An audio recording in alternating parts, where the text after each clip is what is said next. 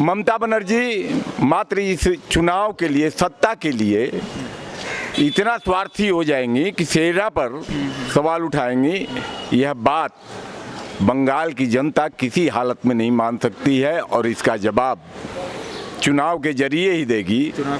कैसी ममता बनर्जी, कैसी पॉलिटिक्स करती है ममता बनर्जी। अगर आपको पॉलिटिक्स करना है तो ठीक से कीजिए, गंदी राजनीति मत कीजिए, खासकर अपने सेना पे तो सवाल मत उठाइए। ये वही सेना है जो अपने अपने कितने माता बहनें, अपने भाई बहन, अपने बेटे को कुर्बानी दे दिए हैं। ऐसे ऐसे लोगों पर आप सवाल उठाती है। धिक्कार है ममता बनर्जी और आपके भाईपों पर। 2 मई को आपको बहुत अच्छा रिजल्ट मिलेगा। इन जैसे लोगों को 2 मई के बाद जेल जाना पड़ेगा। जैसे और भी लोगों को जाना पड़ा है, लालू को, चौटाला को, वैसे इन जैसे लोगों को भी, ममता बनर्जी जैसे लोगों को भी जेल जाना होगा। ये सेना के पराक्रम का जहाँ सवाल है और सबूत की जहाँ तक सवाल है, तो कल तो अगर सबूत मांगा जाएगा तो बहुत चीज़ का सबूत मांग सकती हैं। देखिए, कुछ ऐसी राष्ट्रीय बातें होती हैं जिसका हम जानते हुए भी, समझते हुए भी हम उसको ओपन नहीं कर सकते हैं, क्योंकि ये हमारी विदेश पाकिस्तान के संग लड़ने की एक रणनीति का हिस्सा है। लेकिन इन लोगों को मैं बार बार एक ही बात कहता हूँ, इन लोगों को कोई मुद्दा नहीं सूझता है तो सबूत मांगती है। आज मैं कहता हूँ कि ममता बनर्जी ने उनके ऊपर जो अटैक हुआ है नंदीग्राम में, उनका जो पैर उन्होंने जो कहते विरोधी पार्टी तोड़ दिया, उसका सबूत दे पाएंगे क्या? सर, आपका नाम? डॉक्टर आनंद पांडे। सर, हम देख रहे हैं सेना के पराक्रम पर उंगली उठाई जा रही है। पुलवामा अटैक जो हुआ था 14 फरवरी 2019 को, उसको वापस से उजागर किया गया ममता बनर्जी द्वारा। अभी इस बारे में बात करने की क्या ज़रूरत थी ममता बनर्जी को? क्यों बोला उन्होंने? सेना के ईमानदारी पर देश में जो लोग भी सवाल उठाते हैं वह कहीं ना कहीं से देशद्रोही हैं, क्योंकि यदि देश की सुरक्षा के लिए जो सेना अपने जान को दांव पर लगाती है, उसकी ईमानदारी पर सवाल उठाना अपने में ही एक देशद्रोह का काम है। ममता बनर्जी मात्र इस चुनाव के लिए, सत्ता के लिए इतना स्वार्थी हो जाएंगी कि सेना पर सवाल उठाएंगी। यह बात बंगाल की जनता किसी हालत में नहीं मान सकती है और इसका जवाब चुनाव के जरिए ही देगी। हर जनता का मतदान ममता बनर्जी के खिलाफ इन्हीं कारणों से जा रहा है कि वो हमेशा कुछ न कुछ ऐसा बात कहती हैं जो हिंदुस्तान के नागरिकों को, बंगाल के नागरिकों को मंजूर नहीं है। कभी धर्म के खिलाफ बोलती हैं, कभी सेना के खिलाफ बोलती हैं। धर्म भी पूरे देश को जोड़ कर रखा है, सेना भी पूरे देश की सुरक्षा के लिए तैयार खड़ी है।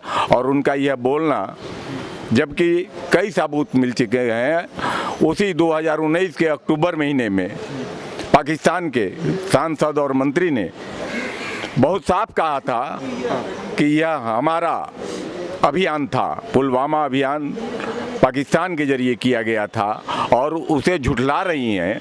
तो ममता बनर्जी 2 मई को इसका जवाब पा जाएंगी। चुनाव में ये मुद्दा कहीं से नहीं हो पाएगा।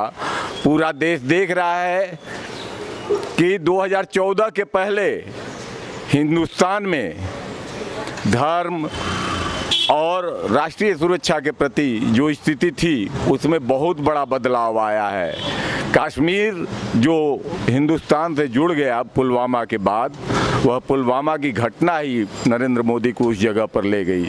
जरा ख्याल कीजिए, 18-19 के मुहर्रम के समय जो सैनिकों पर ईंट फेंका जा रहा था, हमारे प्रधानमंत्री कितना बर्दाश्त कर रहे थे।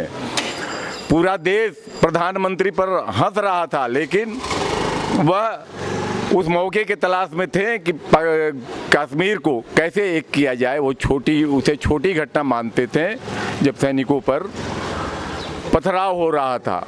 उन्हें कश्मीर को स्वतंत्र करना था और उन्होंने कश्मीर को भारत में मिलाया। कश्मीर में आज भारत का झंडा, तिरंगा फहर रहा है। 2 निशान की बात वहाँ से ख़त्म हुई। ये हमारे प्रधानमंत्री नरेंद्र मोदी हैं कि ऐसा काम कर पाए। वह ममता जी जैसा झूठी बात नहीं रखते, जो करना है करके दिखाते हैं और पूरी दुनिया देख रही है, हिंदुस्तान ही नहीं पूरी दुनिया देख रही है। ममता जी बंगाल के लोगों का आंख बंद नहीं कर सकती, कान नहीं बंद कर सकती। वो जितना भी चिल्लाएं, 2 मई इसका जवाब देगा। का नाम? मेरा नाम आनंद तिवारी। अच्छा सर, ममता बनर्जी द्वारा एक और कंट्रोवर्शियल स्टेटमेंट दी गई है। अभी कुछ दिन पहले उन्होंने बोला था कि सीआरपीएफ और जितने भी यहाँ सेंट्रल फोर्स वेस्ट बंगाल में है वो आरएसएस और बीजेपी की प्लांटेड है, लेकिन अब इस तरीके की बातें करना कि हमारी सेना पर उंगली उठाना, उसके पराक्रम पर उंगली उठाना है, क्या बोलेंगे इस पर? क्या देखिए, ये तृणमूल कांग्रेस और ममता बनर्जी की पुरानी आदत है। जब इन्हें हार सताने, इनको डर लग गया कि उनकी सत्ता जाने वाली है, तो ये प्रश्न उठाने लगे। पुलवामा अटैक पे वो बोलती हैं कि हमने करवाया। तो एक बात बताइए, पाकिस्तान के जो मिनिस्टर पाकिस्तान पार्लियामेंट्री बोर्ड में खड़ा होकर बोलते हैं कि पुलवामा हमारी सबसे बड़ी कामयाबी थी, वो क्या झूठ बोल रहे थे?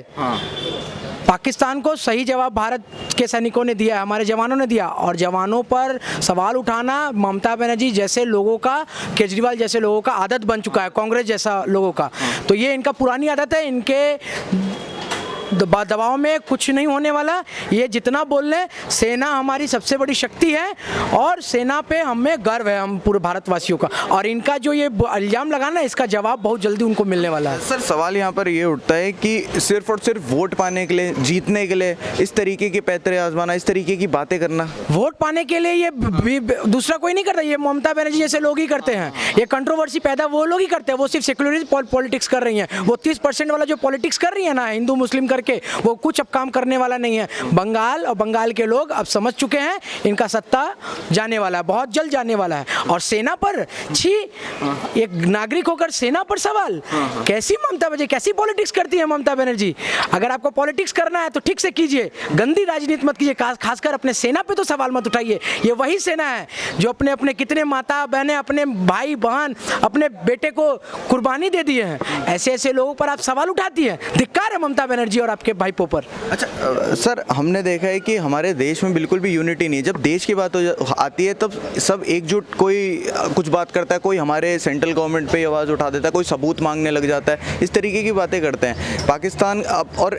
पाकिस्तान की साइड लेने लग जाते हैं हमारे यहाँ के कुछ नेता। देखिए, यही तो लड़ाई है। 2014 के बाद यही तो लड़ाई हो रही है कि एक तरफ जहां पर लोग सेना पर गर्व कर रहे हैं और दूसरी तरफ जो कुछ लोग देश को तोड़ना चाहते हैं, ये सेना पर सवाल उठाकर देश को तोड़ने का एक साजिश रचते हैं। यही तो लड़ाई है।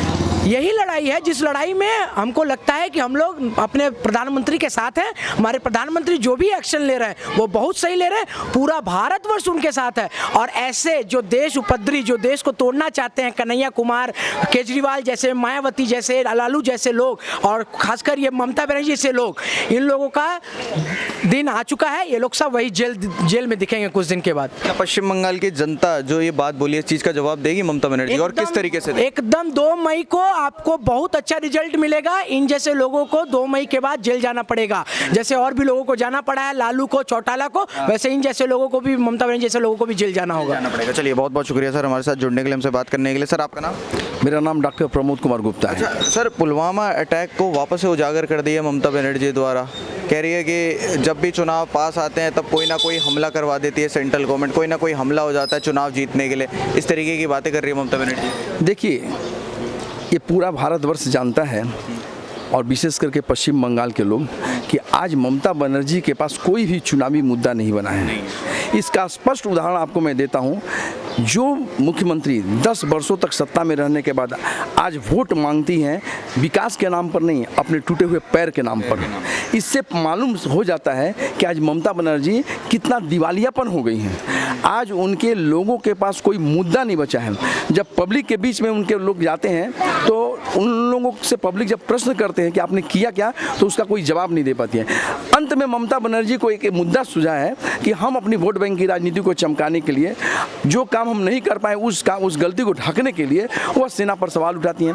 लेकिन वो भूल जाती हैं कि ममता बनर्जी के अलावा भारत में भी 130-135 करोड़ भारतवासी हैं जो सेना के नाम पर पूरे भारत में के कोने कोने में एक हो जाएंगे। और हमेशा भारत की जहाँ अस्मिता के प्रश्न उठेगा, जहाँ भारत की एकता का प्रश्न उठेगा, जहाँ पाकिस्तान की बात होगी, वहाँ पूरा भारतवर्ष एक है, भले ही ममता बनर्जी उसमें एक रहे या न रहे। हाँ जी सर, हमने देखा है हमेशा से कि यहाँ पर सबूत गैंग खड़े हो जाते हैं जब पुलवामा अटैक होता है। उसके बाद यहाँ पर हम देखते हैं कि ममता बनर्जी द्वारा इस तरीके की बातें और सेना को बीच पर लाना, सेना के पराक्रम पर उंगली उठाना, सवाल खड़े करना। पुलवामा अटैक के समय भी हमने यही देखा था और अभी भी हम यही देख रहे हैं कि अभी भी उंगलियाँ उठाई जा रही है ममता बनर्जी द्वारा सेना के पराक्रम?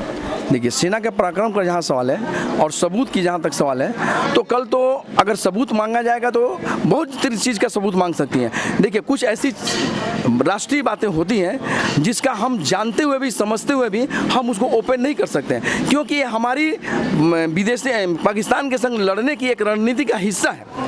लेकिन इन लोगों को मैं बार बार एक ही बात कहता हूँ, इन लोगों को कोई मुद्दा नहीं सूझता है तो सबूत मांगती है। आज मैं कहता हूँ कि ममता बनर्जी ने उनके ऊपर जो अटैक हुआ है नंदीग्राम में, उनका जो पैर उन्होंने जो कहते विरोधी पार्टी तोड़ दिया, उसका सबूत दे पाएंगे क्या? इसका सबूत तो दे नहीं पाती हैं, जो कि सरासर गलत है। और वो कहती कि उसका सबूत दीजिए। सबूत तो हमारी सेना दे चुकी है और उसका रिजल्ट पूरा विश्व जान चुका है। बंगाल की जनता किस तरीके से देख रही है उनके ये बयान, जो उन्होंने बयान दिया, किस तरीके से देख रही है और जवाब किस तरीके से देगी बंगाल की जनता? देखिए, बंगाल की जनता जो जवाब दे रही है वह आपको 2 मई को देखने को मिलेगा। लेकिन ममता बनर्जी आज के डेट में एकदम निर्लज्ज हो चुकी हैं। वो जिस चेयर पर बैठी हैं, उस चेयर पर कभी डॉक्टर विधान चंद्र राय बैठा किया करते थे। उनकी गरिमा को भूल गई हैं कि मैं मुख्यमंत्री के चेयर पर बैठी हूँ। और जिस तरह से हमारे माननीय यशस्वी प्रधानमंत्री जी को वह अपशब्दों का उपयोग कर रही हैं, इससे उनकी गरिमा को ठेस पहुँचती है। हमारे माननीय प्रधानमंत्री जी की गरिमा को ठेस नहीं पहुँचती है। हाँ जी, चलिए, बहुत बहुत शुक्रिया सर हमारे साथ जुड़ने के लिए, हमसे बात करने के लिए।